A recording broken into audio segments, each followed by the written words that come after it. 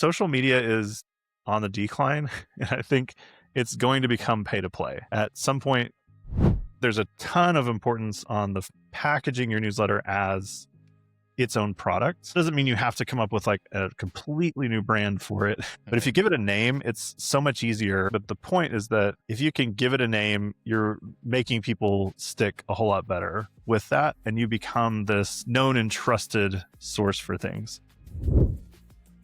Welcome to Marketing by Design, where you and I learned from our favorite founders and marketers on how they built their success and told their stories by design. I am your host, Andy Milligan. Let's get started. It's funny because I see so many people putting an emphasis on social and like social media in general. It's so fleeting for those content channels. Because like we've seen with potentially, we saw TikTok might shut down type thing. An entire platform could shut down, or they could change the rules. They could, deprioritize you in the algorithm. They could remove you from the platform. You're under their supervision, essentially. You're borrowing their platform to share content. And that content has such a short lifespan as well. But with the newsletter, you have a much longer lifespan because you're essentially creating articles in a way. But you also have this, I never like to say, I know some people say, own your audience. And I push against that sentiment a lot because it sounds like you like own the people in the audience. And that is not, that's not what you do. But you do have control over where you're publishing your newsletter. Like what platform are you using? So you can take this list anywhere and go publish to that list anywhere you want to. That's a huge valuable asset.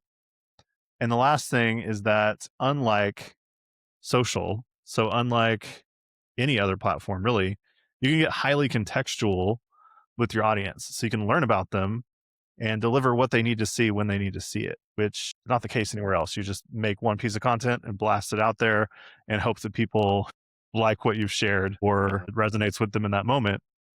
But with email, you can get so much more specific. Mm-hmm. Yeah. Talk to me. So Kyle, I have a little bit of head trash around what a newsletter could be. Say my traditional relationship with a newsletter is I come from a marketing background. Maybe we have a list of a couple hundred people that have just opted in through maybe past webinars or just through past events, things, just a list that we've gathered for our company, business, etc. And we do send out a newsletter. Maybe it's monthly, maybe it's bi-weekly, maybe it's quarterly. But my relationship with a newsletter from a marketing standpoint is, okay, it's basically like a greatest hits sort of thing. It's, okay, this is our content. We go into our backlog. We checked maybe our YouTube videos or LinkedIn posts, or like, okay, what do we want to say? Okay, a big headline in case you missed it, and just throw it all kind of in the body of an email. Why is that kind of the default that I think a lot of the default relationship I think a lot of people have with newsletters? And why is that flawed, do you think? Or is it? Yeah, so I think early days of newsletters, it was a simpler time, right? A long time ago on the internet, if you had a sign up box and somebody could put your email address in there, cool. That's why we see a lot of these sign up for my newsletter. Because at some point that was actually appealing, and it's less and less so because anybody has access to building a newsletter at this point. So just putting send me your newsletter or whatever at the bottom of a web page, sign up for our newsletter, isn't quite as enticing as it used to be. And I think that's where it sort of got that stigma around, let's just put stuff in here and send it out. Because if you at least sent something out decently regularly and you had an email list, you knew you could also market to that list, which means you could, of course, like increase revenue. So for a long time, newsletters were kind of, I would say, like the maintenance of a list, right? Where you're just like keeping them active to some degree so that at some point you can push marketing in there and lead them to a product or service. Or you're potentially running, sponsorships, that kind of stuff in there. But I think that view of newsletters is so flawed because Newsletters deliver so much more value for people.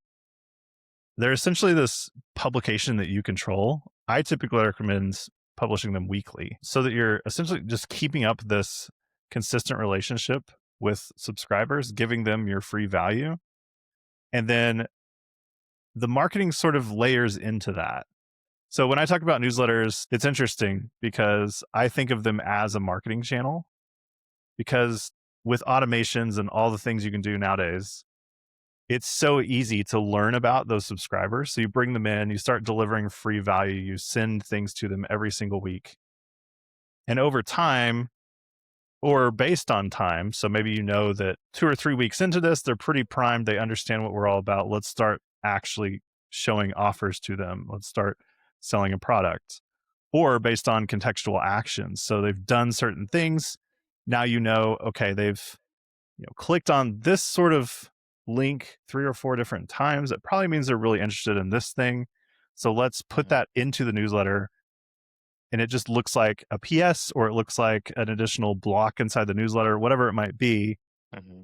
You're injecting that marketing into the newsletter itself. So the newsletter becomes this growth channel with a weekly cadence, sort of like your favorite TV show that you're always interested in seeing. And you start putting the marketing into that.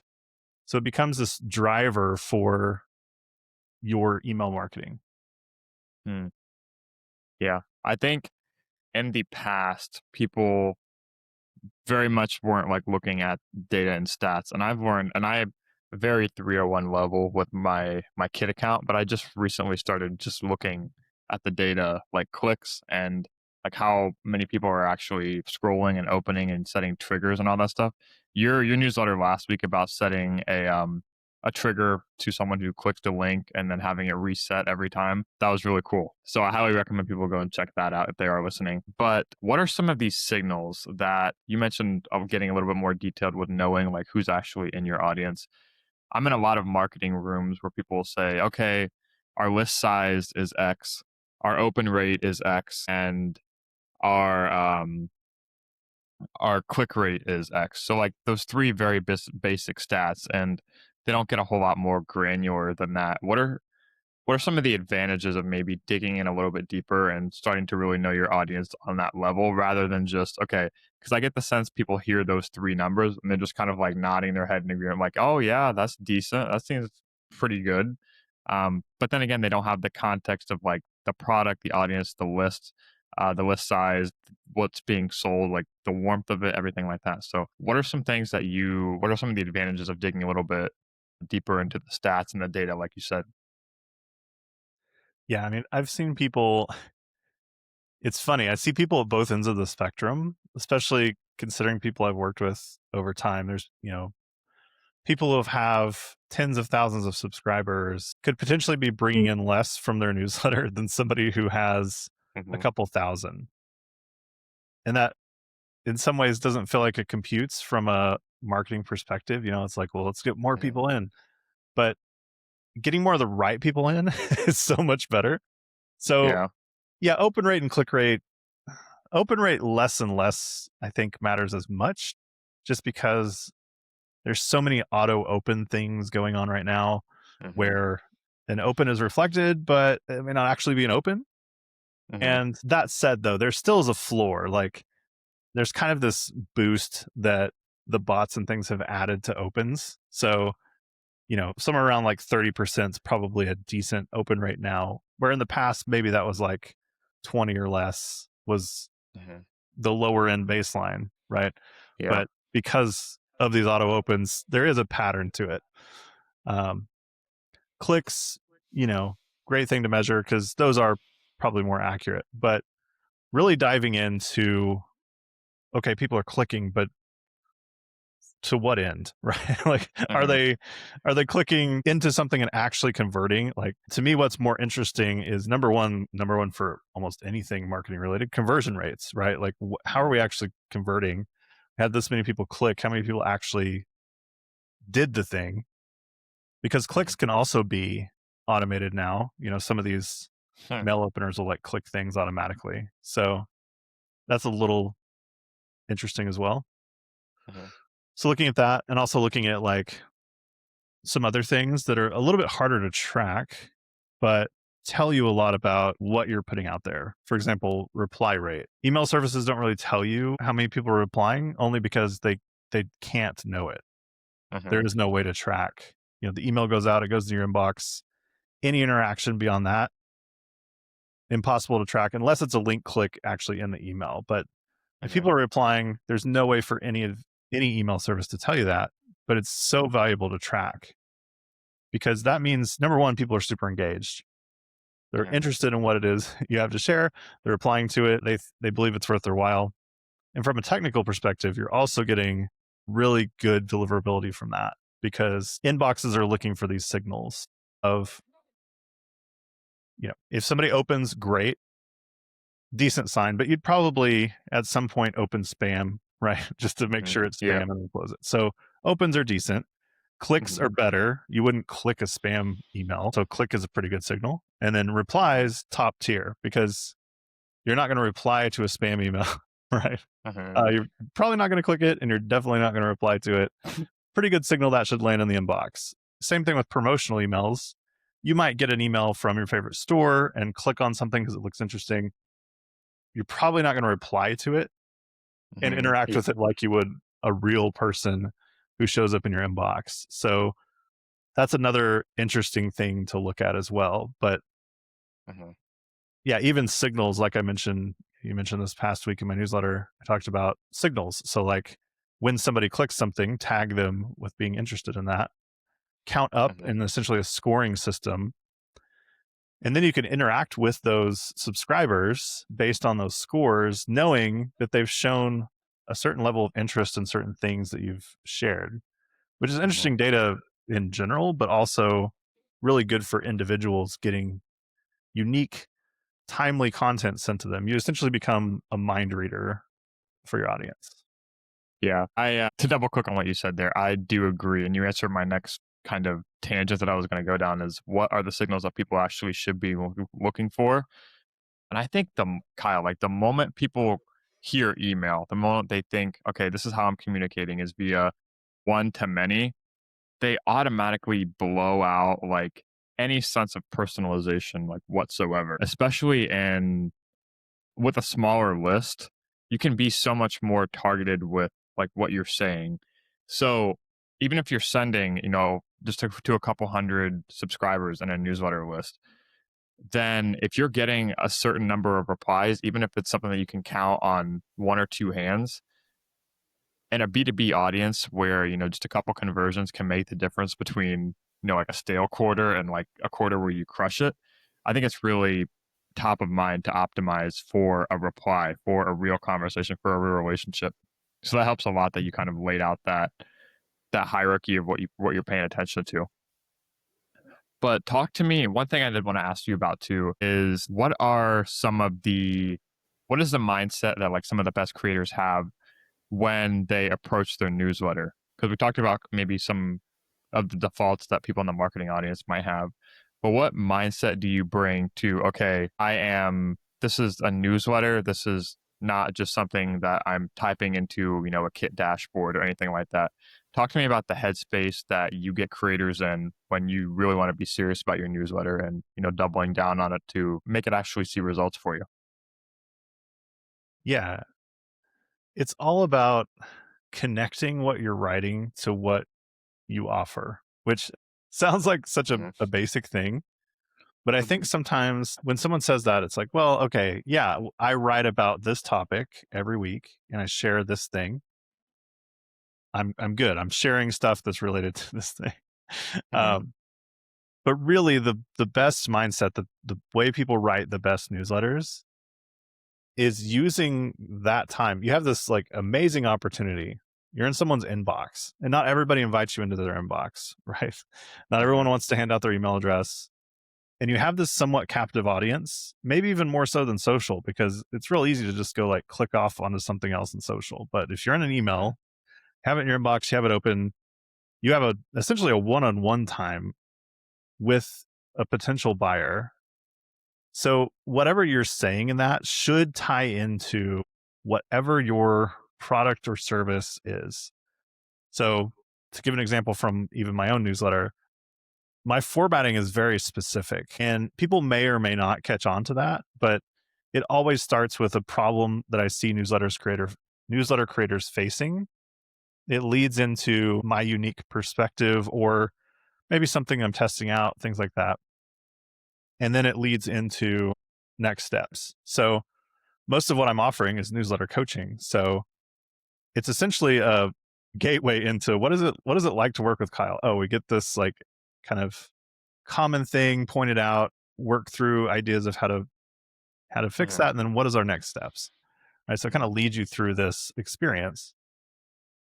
And that's to my advantage, right? Like if people want to Mhm. work with me, now they have this decent understanding already, whether they realize it or not, of what it would be like to work. How do I deliver value to Mhm. you? And also, what sorts of things am I diving into? I don't Mhm. often go super technical in my newsletter. I kind of do that on Mhm. purpose because I want to keep Mhm. people thinking about the overall experience, how they're setting this thing up, what I'll call the fundamentals, right? Which for me, at least, the fundamentals are foundation. So giving this newsletter a name and positioning it in a way that helps people understand there's some form of transformation you want to create for them. Thinking of your newsletter as a product, right? Give it a name, give it some purpose. Format. So get into what I just mentioned, like formatting it to fit your offer, your service. Mhm. Onboard people, bring them into your world, let them know what your world's all about. What is this thing? What are we doing? What are the common like philosophies or principles or whatever it is Mhm. around what you're doing? Excuse me, I'm so sorry. Bless you. No, I'm you're good. sorry. It's Let's a say cough. bless you to a cough. Is that normal? I probably should probably shouldn't have said that. Wow. I'm sorry. I got a little choked up there. You're good.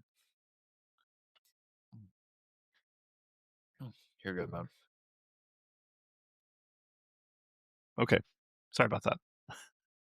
Don't apologize, dude. All right. I'll start back on onboard. Onboarding. So bringing people into your world. What are you all about? What kinds of things? What philosophies? What sorts of things are you typically talking about? Of course, stuff like social proof, what's your background, all that kind of stuff. Put that in there. Presence. So how you show up, like, and in what ways you show up. Like what are we going to do with this thing we've Mhm. established as a product? What's the promise here? And then usually like with coaching where I'm working on a group coaching program expansion. So bring people into that machine and start growing it. So you've essentially built a growth machine at this point. How do you expand on that? How do you get more people into it? So that's kind of like a high level of what I typically try to take people through. Mhm. Yeah, that's awesome. I think people view when they just from the people that I talk to, like I said, smaller list size, they're not focused on how it can get results for them. It kind of seems like an overwhelming mammoth thing to get started with, especially when it's at a cadence to where it's a bit more of a sniper rifle approach rather than something like social where you're getting a lot more iterative feedback. I think it's a lot more productive of a habit to have a strategy in the beginning and say, okay, we're going to stay consistent with this for a duration of time. And that's why like the framework you just went through of like actually putting thought into it in the beginning, I think is a bit of an accountability metric to saying, okay, we're investing the time and actually, you know, upfront, this is a strategy that we're going into it with, and not just because I know is the moment you get behind schedule, it's really easy if you don't have a repeatable asset, a repeatable format, repeatable asset, repeatable data around what you're publishing. It's really easy to just then get into that loop we talked about in the beginning of just okay, this is sort of the greatest hits from the past month, and just throw that all into like an infinite scroll of video embeds and brief calls to action. So I want to double click on what you said in the beginning there with F. How important is it to have branding and like a distinct premise? So what I mean when I ask that is I've seen different newsletters to where they are more personally branded. It's like say from Caitlin Burgoyne or from person versus a newsletter. One of my favorite newsletters, besides from yours, is one called like What's Working in Web. So there's I forget the name of the company, but they literally every week they do like a deep dive breakdown of like Notion's website or um I think they did Anthropic's website. So they have like it's almost like that I could more easily position as a product versus like a one-to-one letter. Like with Jay Klaus with Creator Science, it's always very one-to-one. How important is it in the beginning to have a distinct maybe message or product? Say it's a company positioning like a homepage breakdown, very repeatable format wise versus kind of a stream of consciousness writing from a specific person. What are some of the differences there? And is there anything that you can kind of unpack versus those two approaches?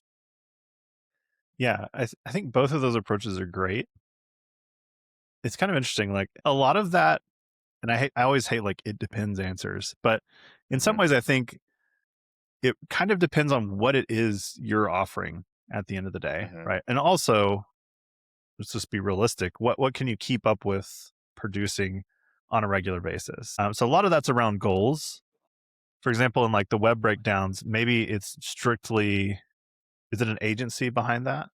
Is that Yeah, it's called Why It Works. It's like the guy's name that runs it, his name's Casey.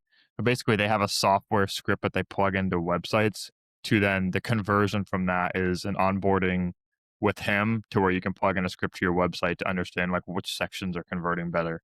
So it's kind of like a SaaS product. yeah? So I mean, essentially, they're showing you their product Yeah. in these newsletters, right? And that's the beauty of it to me is like directly connect it with Mm, whatever your product or service is. So in that case, it's a product, it does this thing. The product itself does this thing on repeat. So mm, having the newsletter kind of follow that makes a ton of sense. If mm, you're trying to get more into like thought leadership, that sort of thing, having more of like a weekly letter that goes out, like an essay sort of thing, makes a ton of sense. But I would say there's a ton of importance on the front end of that, of packaging your newsletter as its own product. And that doesn't mean you have to come up with like a completely new brand for it or a completely new, mm, like, it doesn't have to become a completely separate brand by any means. But if mm. you give it a name, it's so much easier than, people trying to remember, Kyle Adams has a newsletter. I forgot where you go to get it. It's a good newsletter. You should go to the website and try to find it, you know, rather than Mhm. like Creator Glue is my newsletter. So Yeah. that's like the name of my newsletter. And if people remember that, great. And I hear people mention that a lot more than they just mentioned my name because they remember it. Mhm, mhm, Um, so having that name, a name to it, and then also positioning it as, here's what's going to happen when you subscribe to, like, here's the transformation of where you're at now. Where's this newsletter going to actively try to get you to? mhm, A great example of this actually is Caitlin Burgoyne's newsletter, Why We Buy. mhm, Why We Buy. It's kind of interesting. So Caitlin had an agency, and I believe that was called Customer Camp, was her mhm, agency originally. And as part of that agency, there were a lot of questions around. I'm probably going to get this part of the story a little bit wrong, just because I, I don't remember how like exactly the main turning point, but I know she just wanted to share more about like buyer psychology. How does this stuff work with mhm, a lot of her clients? And so she started this newsletter and basically said, "Here's where I'm going to share all that information." But she gave it mhm, a name, Why We Buy, and she gave it a premise of like making you. I think right now it's like the smartest marketer in the room is mhm, her angle on that. But yeah, Why We Buy started as just a newsletter that was like her newsletter for the agency. mhm. Since then, it has like overshadowed the agency essentially. Yeah, It's become her brand. Like Why We Buy is her brand now. yeah. Yeah, it's just become its own thing. And that's not to say you want your newsletter to become its own thing, but the point is that if you can give it a name, you're making people stick a whole lot better with that. And you become this known and trusted source for things. All these awesome things you just taught me. I know I need a format, I need a premise, I need to get more granular with understanding what's going on. I need to treat my audience more on a one-to-one level. What's the first step for me? Like, how do I transition maybe an out of date format something that's not getting results for me? What's the first step in implementing these things we've talked about? Does it look like a reintroduction sort of thing? Because I know when I sort of toil around what the format of my newsletter should be, I'm thinking, okay, like I don't want to alienate people. Whereas I feel like a lot of times when people don't have a format to begin with, it's probably not getting open that much. So you'd be sending a reintro to maybe people who aren't attuned to opening it in the first place. So talk to me about introducing a new newsletter strategy and implementing some of the stuff we've talked about. Yeah. That's something I'm helping clients with all the time, and it's really fun. The first thing is that foundation. So, as maybe unrelated as it feels to the format, nailing down your naming and positioning is essential for everything, because if you're making a promise, so you have a name to your newsletter, call it something, and then you have some form of promise of this is the sort of transformation you're going to get from signing up to this thing. For Mhm. example, in mine, it's helping you publish the most, oh my word, you have to get your editing skills on here. Sorry. No, I'm gonna have to put them to the test with this quality anyway, so no worries at all. Okay. So, for example, with my newsletter, it's publish the most trusted newsletter in your niche. So, Yeah. that's a promise. If you subscribe to the newsletter, like you're going to learn how to get to that point. Of course, you can fast track it in a lot of ways, but that's like the promise I'm trying to deliver on. And so, having that in place first is going to guide so many things in that format. Like, how are we going to deliver on this thing that we promised, right? Mhm. What's that going to look like? How is that going to be delivered? And then how do we communicate that with your existing subscribers too? So if you don't have that kind of thing figured out, then you're just going to go to your existing subscribers and say, well, the format of what you're about to receive is changing. Okay. Mhm. Like, how so? What, why? But if you can Yeah. actually get those things down and you're leveling up your newsletter essentially, because like you said, most likely there is no existing promise, there is no name. Mhm. So if you can come to them and say, "Hey, we're calling this now. We're taking it very seriously. We're working towards helping you get to this point." That's a great way to reintroduce your subscribers to this actual like well built newsletter that you're creating. Mm. Yeah. I think a lot of people get kind of that deer in headlights syndrome when they don't really have the plan ahead of time. And it feels like a lot of people who send newsletters, especially on marketing teams, a lot of times they're operating a little bit in a silo. Like, for example, it's not as much of a best practice it might be. A lot of times, they're not sending it to teams internally to test it or get approval. So a lot of times it's just the whim of maybe the assistant or, especially as creators, as ourselves, like we're the only ones that maybe have an eye on this thing before we send it out. So it's so hard to contextualize what you're sending out in the eyes of your readers. And that goes back to just like timeless marketing principles. Okay.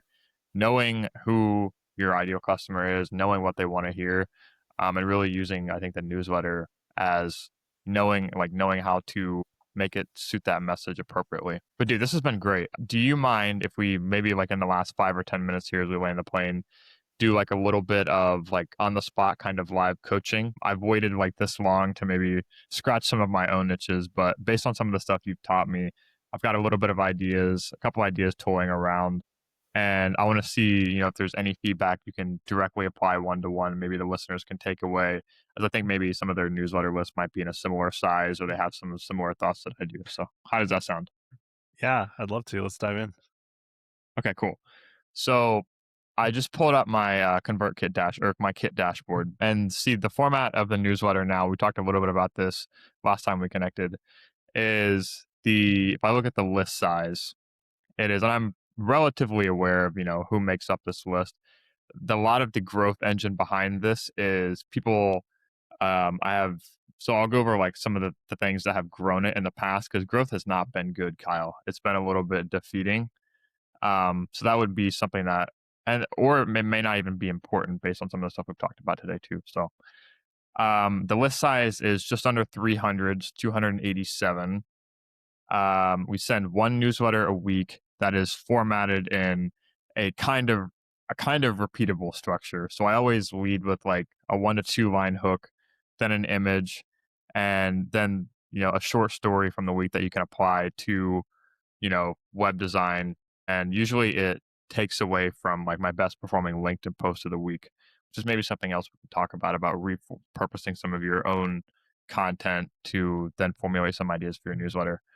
But that's the format so far. It is loosely structured on average, data wise, if this informs any recommendations. I think this is pretty normal, but I don't know because I don't see a lot of people sharing this stuff. And it kind of makes me insecure to share. But one newsletter send a week, 6% average click rate, 64% average open rate, and 3,000 emails sent in the last 90 days.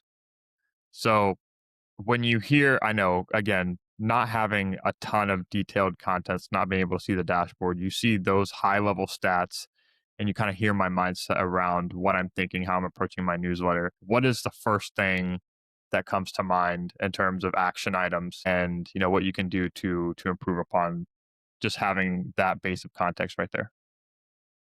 I mean, your stats sound pretty good. You're in a good place. That's not what I was expecting at all, but okay, I'll take it. Yeah, I mean, nobody's getting like, as much as people like to dream that even the largest, biggest creators you could imagine are getting like 100% open rates. It's just not happening. Okay. um, Okay. so just to give like some context there, usually like I would say good is probably like 40, 50%. You're in a pretty good range. If you're over Okay. 50, you're doing really well. Usually that like 50 to 70 range is the higher end. I rarely ever see anybody over like 70 something percent. Okay. So yeah, you're in a Cool. good spot. But you mentioned growth is slow. And Hmm. part of what I didn't get from you talking about your newsletter was like who's this for? Why are they subscribing? What are they wanting to get out of subscribing to your newsletter? Yeah, a lot of our best clients are like entry level marketing managers, people who manage a website for themselves. They're also either solo founders who kind of view the website kind of like what we talked about today in my perspective of emails. Like they kind of view it as a black box.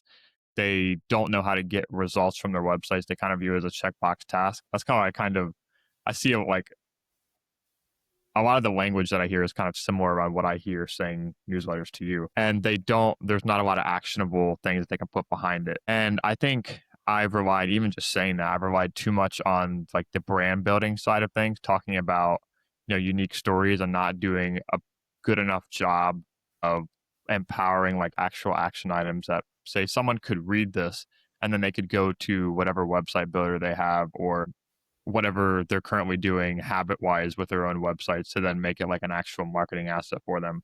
I don't think I've done a good enough job of, or maybe I haven't cracked the code, or maybe I'm just not being accountable to making that the actual premise of the newsletter. But I'm stoked to hear that the stats aren't the worst part of it because I shared that out a while ago and I was a little bit afraid to see what because I always envision people. I think as part of it is just we always look on rose-colored glasses with other people's content when it comes to our own. It's a little bit harder to be. There's a little bit of fish in water there. Like how good actually is this? I think we're always going to be a little bit more critical on ourselves. But I really appreciate hearing, especially criticism from other people in terms of what what I'm doing wrong. Because a lot of times and I know like it's very hard for me to even when I'm doing like website audits and stuff, it's very hard for me to actually be critical to someone. So if you were like, do you have a sister? No. Okay. I was gonna say, pretend like I'm your little sister and like you're trying to put me down on like things that I should do better. But that analogy fell off. So if you had to say like critically and not having any like holds barred, like not holding any punches, what is something, maybe it doesn't have to be my newsletter specifically, but hearing stats kind of like in that, you know, having that context and premise, what is like one like succinct action item that you're not holding any bars or punches on that you could really recommend as like, okay, this is ridiculous, this is bad, this is what you need to do in order to start to see, a more positive trajectory. Yeah, that's a good question. It's a little bit on the spot, but Yeah, I mean, I'll say two things actually. The first is seeing a newsletter as a serious marketing channel, because I see so many people. It's funny because when you talk about newsletters, there's this feeling of we're talking about newsletters, we're not talking about marketing, because there's email marketing and there's newsletters. And there is a hmm, distinction between the two. But I think taking newsletters seriously is so important now, because nobody really wants to sign up to a list where you start getting just a bunch of like marketing, right? Like just yeah. pushing you towards buying something constantly. They want to have that value delivered to them. So the newsletter is really a mechanism to do that. And the email marketing is, you sort of sneak that in there, whether that's in very contextual, literally in the newsletter, you can add in spots. They're like, you know, you might be interested in this thing. Hmm, P.S. This thing's on sale right now or whatever. But like that actually may either just be something you're doing right then, or it may be something specific to that person. That's how detailed you can get these things. So you hmm, can bake that in there. And then any of your actual like email marketing, if you actually want to just send a direct email trying to get someone to go sign up for a thing, those pattern interrupters, so you normally publish every week at a certain time, suddenly they get something on a Monday when they're used to getting it on a Thursday or whatever. Like they get something out of nowhere that's different. That has so much more potential now because they're not used to getting hmm, these kinds of emails from you. This must be important because we're used to getting this thing from you every Thursday at this time on this day with this sort of info. And now you're really trying to like push me towards something that must be important.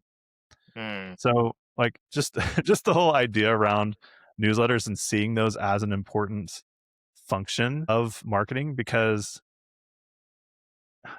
social media is on the decline and I think it's going to become pay to play at some point in the near future. I think just like X has essentially become that. If you want to get any reach on X, you pay for boosting it or whatever. hmm, It's going to start being that almost everywhere because AI is now becoming this thing where you crank out content constantly. People can start cranking it out as much as they want, and there's a ton of noise. So if you want to, rise above the noise, it becomes more and more pay to play to get there.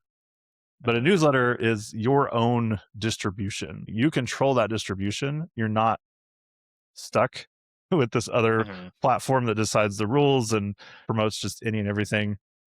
You are in this kind of short list for people of who's going to show up in my inbox. And if you can build a fantastic newsletter that constantly delivers value, why would they not want to keep you in their inbox?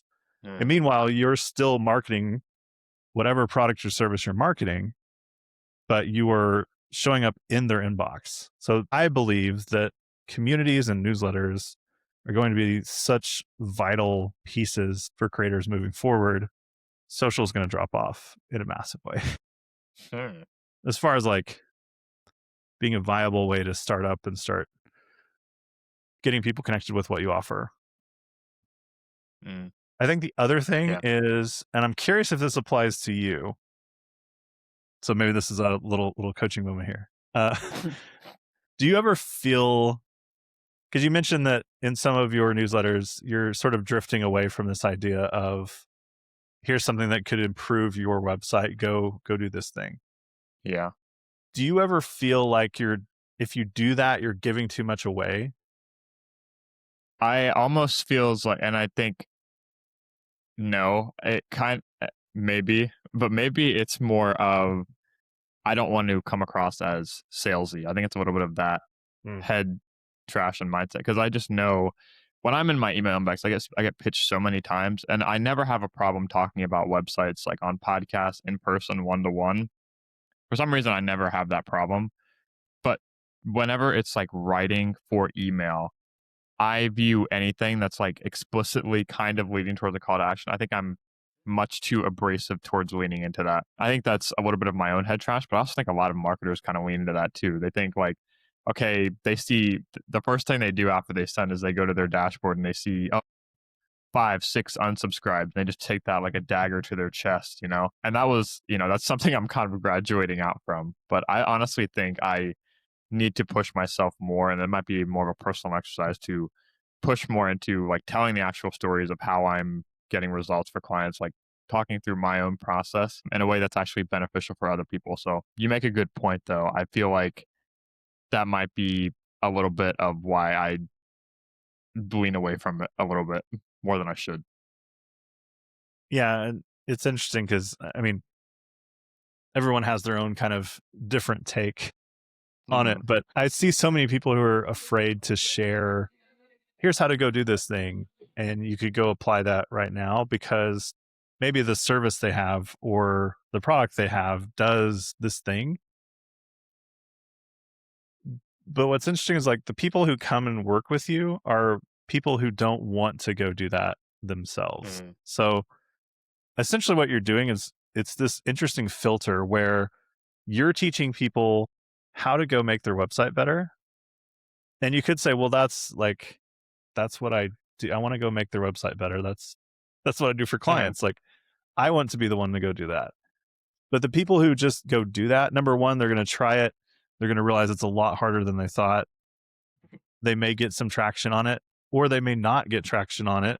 And they're like, well, I need someone to actually like help me with this, right? Yeah. So really you're kind of filtering these people between who wants to go try to be a self-starter anyway, and they're probably not the people who are going to come work with you, whether it's in that moment or ever.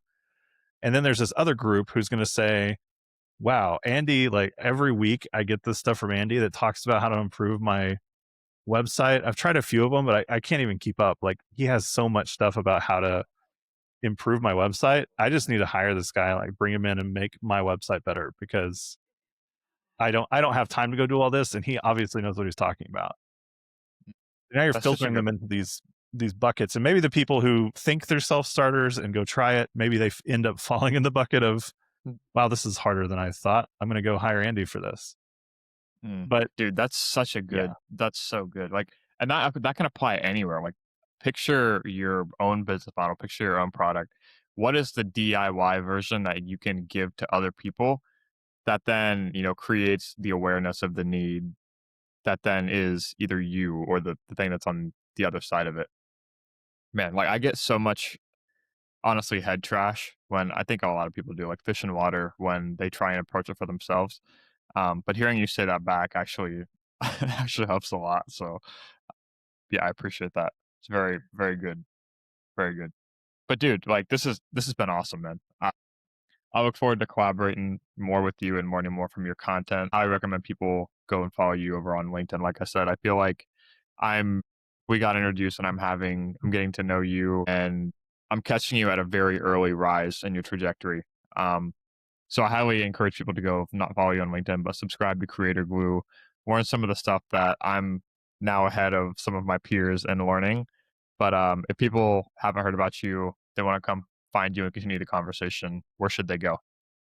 creatorglue.com. That's where I would send them. There's a sign up right there for the list, and once you're there, just reply to any of those emails, and I'm happy to have a conversation. Awesome, man. Very, very sticky name. No pun intended.